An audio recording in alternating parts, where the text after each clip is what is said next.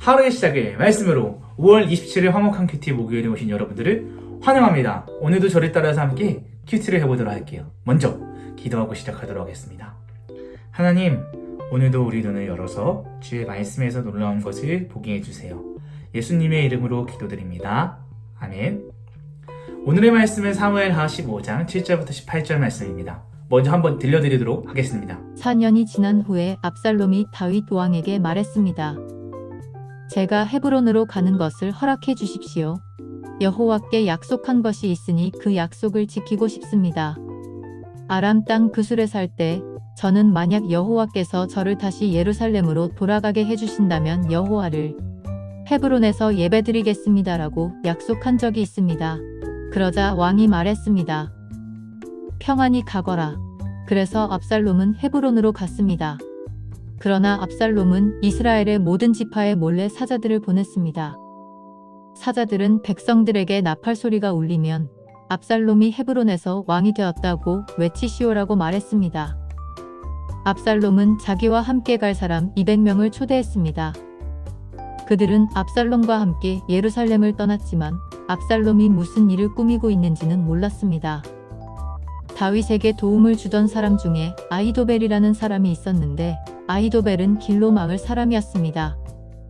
압살롬은 제물을 바치는 동안 아히도벨의 고향인 길로로 사람을 보내 아히도벨을 오게 하여 자기 편으로 만들었습니다. 압살롬의 계획은 착착 잘 진행되었습니다. 점점 많은 사람들이 압살롬을 돕기 시작했습니다. 어떤 사람이 와서 이스라엘 사람들이 압살롬을 따르기 시작했습니다라고 다윗에게 소식을 전해 주었습니다. 그러자 다윗은 자기와 함께 예루살렘에 있던 모든 신하들에게 말했습니다. 서둘러 떠나야겠다. 서두르지 않으면 압살롬에게 잡히고 말겠다. 압살롬이 우리를 잡으러 오기 전에 어서 이곳을 떠나자. 압살롬은 우리를 해치고 예루살렘의 백성들까지 죽일 것이다. 왕의 신하들이 왕에게 말했습니다. 무엇이든지 왕께서 말씀하시는 대로 하겠습니다. 왕은 자기 왕궁에 있던 모든 사람들을 데리고 떠났습니다. 그러나 왕은 왕궁을 지킬 후궁 10명은 남겨두었습니다. 왕은 자기를 따르는 모든 백성들과 함께 떠났습니다.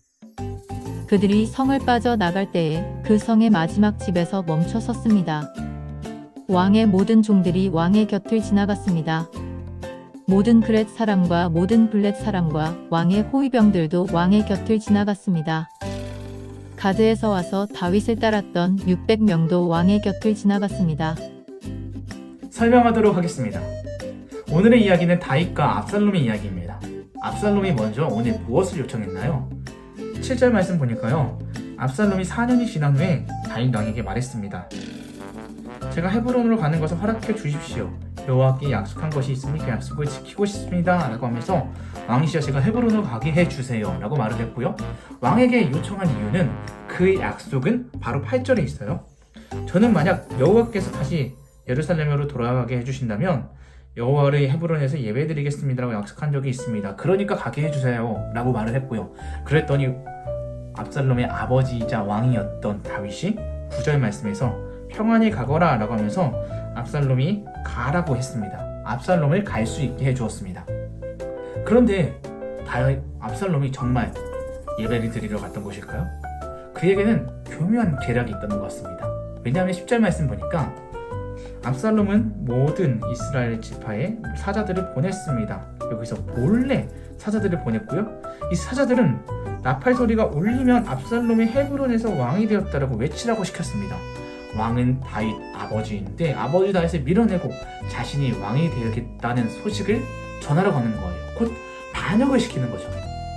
이때 11절 말씀 보니까 압살롬이 200명들 사람들을 초대해서 함께 갔습니다. 그런데 압살롬과 함께 예루살렘에 떠났던 그 사람들은 압살롬이 무엇을 꾸미는지 몰랐지만 그들도 결국 12절에서 말씀해 보면 압살롬의 편이 됐고요. 12절 말씀에서 아히도벨이라는 사람도 다윗의 참모였는데 그도 압살롬에게 함께 붙어서 반역에 함께 되었습니다. 함께하는 사람이 되었습니다. 그래서 이 말씀에서 보면 12절 말씀 보니까 점점 많은 사람들이 압살롬을 돕기 시작했습니다 라고 하면서 압살롬의 편이 많아지고 있다는 것을 볼 수 있고요. 그런데 이 소식을 13절 말씀 보니까요, 다윗이 들었습니다. 이스라엘 사람이 압살롬이 따르기 시작했습니다 라고 다윗에게 소식을 전해주었습니다 라고 하는데요. 다윗은 이 소식을 듣고 어떻게 했나요? 14절 말씀 보니까요, 모든 신하들에게 말합니다. 서둘러 떠나자. 서두르지 않으면 압살롬에게 잡히고 말겠다. 압살롬이 우리를 잡으러 오기 전에 어서 이곳을 떠나자. 압살롬은 우리들을 해치고 예루살렘 백성들까지 죽일 것이다 라고 하면서 오늘의 이야기는 막이 내리게 됩니다. 저는요, 오늘 이야기를 통하여서 여러분들과 두 가지를 나누고 싶습니다. 첫 번째, 거짓말은 잘못된 행동이라는 거예요. 압살롬은 거짓말로 다윗을 속이고 반역을 일으킵니다. 그는 하나님이 세우신 질서를 무너뜨리고 자신의 목적을 이루기 위해 거짓말을 합니다. 잠언에서 말하기를 악을 행하는 사람은 악한 말을 따르고 거짓말하는 사람은 험담에 귀를 기울인다라고 말해요. 혹시 우리들도 내가 원하는 것을 이루기 위해 거짓말을 하고 있진 않나요? 거짓말을 하나님께서는 싫어하신다는 사실을 기억하면서 거짓말을 멀리하는 여러분들이 되었으면 좋겠고요. 두 번째, 왕은 하나님이 세우신다는 사실입니다. 압살롬은 스스로 왕이 되었다고 말하지만 진짜 왕은요, 하나님이 세우십니다. 자신을 지지해주는 사람이 아무리 많더라도 인간 왕을 세우시는 분은 하나님이세요. 진정한 왕이신 하나님이 세우신 사람만이 이스라엘을 이끄는 왕입니다. 지금 여러분들의 삶을 이끄는 왕은 누구인가요? 진정한 왕 되시는 하나님과 함께 여러분들의 삶을 이끌어 나아가는 여러분들이 되었으면 좋겠습니다. 이 시간 생각하기로 넘어가도록 하겠습니다. 다윗은 왕으로서 이스라엘 백성들을 다스리고 있었어요. 그러나 다윗의 아들 압살롬은 백성들의 마음을 훔치며 스스로 왕이 될 준비를 하였어요. 압살롬은 다윗에게 거짓말을 하며 헤브론으로 갔고요. 압살롬은 그곳에서 다윗의 왕의 신하들을 초대하며 스스로 왕이 되었음을 선포하였어요. 그래서 그는 자기를 따른 모든 백성들과 함께 예루살렘을 떠났어요. 관찰하기로 넘어가도록 하겠습니다. 왕은 왕궁을 지킬 후궁을 몇 명을 남겨두고 떠났나요?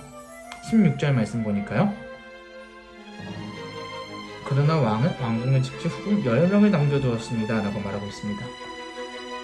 다윗은 10명의 후궁을 남겨두고 떠났네요. 후궁을 남겨놓고 떠났네요. 네, 결심하기로 넘어가도록 하겠습니다. 왕이신 하나님을 위해 내가 할 수 있는 일을 한 가지 적어보고 실천해 보아요.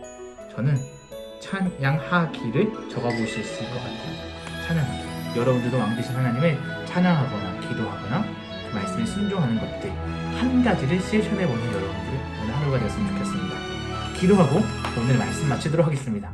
기도합니다. 하나님께서 저의 왕이심을 고백합니다. 하나님의 뜻대로 저를 다스려 주세요. 예수님의 이름으로 기도드립니다. 아멘.